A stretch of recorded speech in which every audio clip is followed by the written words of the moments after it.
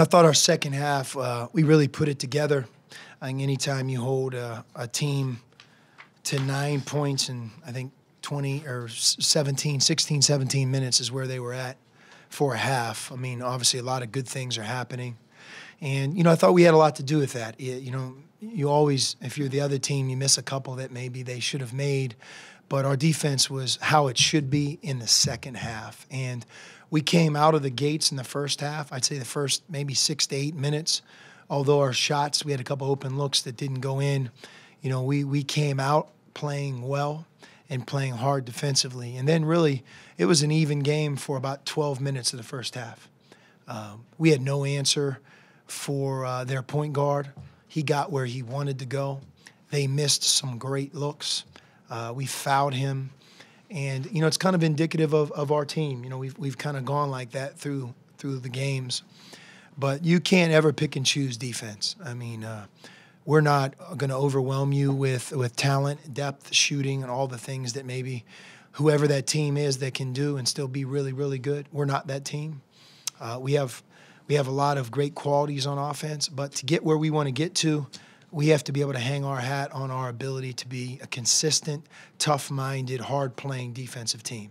And you could be all those things, and once in a while, the other team's really good, and they execute, and you don't get stops. But in the first half, a lot of NAU's success against our defense for that 10-minute stretch had a lot to do with lack of concentration, lack of effort, lack of following the rules of our defense. And we talked a lot about that at halftime. It's something for us to learn and build from. There's no more games on our schedule you're going to look at and say, hey, let's sharpen up here in this game. Every game from this point forward has great meaning, and we're not too far away from our conference season beginning. I saw the UNLV Arizona State score, and what Arizona State did to them in the second half. I haven't seen it, but that's really impressive, especially doing that away from home. And but we have a quality conference we're getting ready for, and the game on Saturday is your classic big game. Saturday night, they beat us a year ago. We had 4 losses a year ago, and one of the 4 losses came at UNLV. We know they're really a talented team, play very hard on defense, and they're going to be ready. So I'm anxious to kind of watch what happened tonight and get ready for them over the next couple of days, as is our team, because we're going to have to play our best basketball of the season to beat UNLV, especially with where we're at. We're playing shorthanded, and we don't have room for error. Everybody has to be able to get the job done, take care of the ball, match their athleticism and their effort, and again, feed off of our home crowd here at McHale. At halftime, you talked about the we and me to the TV, I guess. Have you had to get on these guys much at halftime? No, I definitely did today. And I did it because, I thought the Santa Clara game was reflective of not the whole first half, but maybe the last 12 minutes of the first half where, you just start kind of like hunting shots.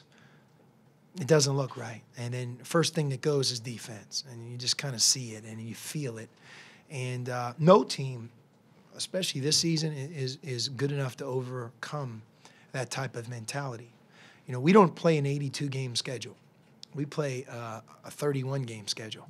And every one of these games at McHale, we're going to snap our finger and have 9 left. So, we can't take a half off, take a play off, take a game off. We're not good enough to do that. Very few teams are. But we have to stand for something. And for us, the one thing that we can always control is our togetherness and effort defensively. We know how to do it. It's up to us to go out there.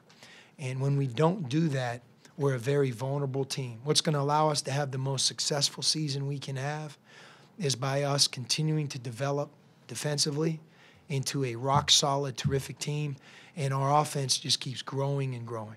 Eventually we're going to get Caleb back, and he's going to be part of the solution defensively and on offense because he knows what to do and how to do that. But we're not there yet, and we have to be able to keep improving.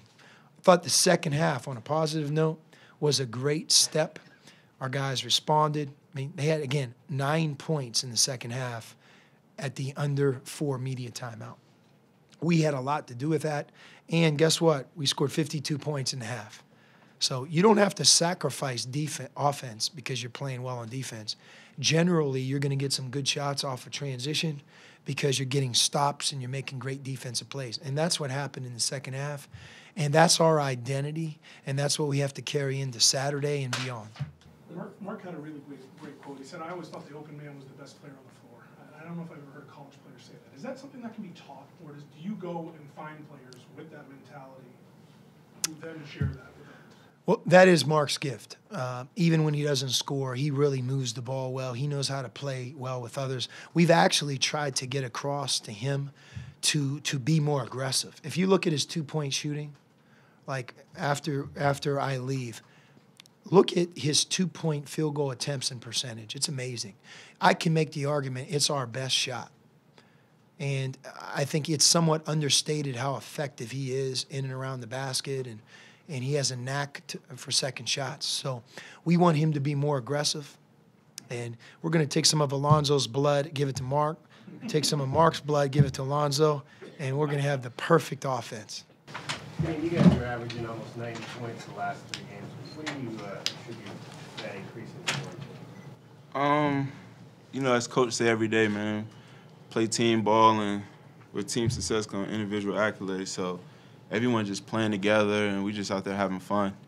Mark, is there one thing that allows you guys to get into that mode where we see you guys just sharing the ball so well, like early in the second half? You know, I don't think there's anything that really ignites it. I think it's just something that we do. You know, it comes either at the beginning of the game or it comes during the game. But I think our mindset is trying to figure out how to make it happen right away and get it going and hitting that extra man, hitting that one more pass, hitting the open man, because I always thought the open man was the best player on the floor.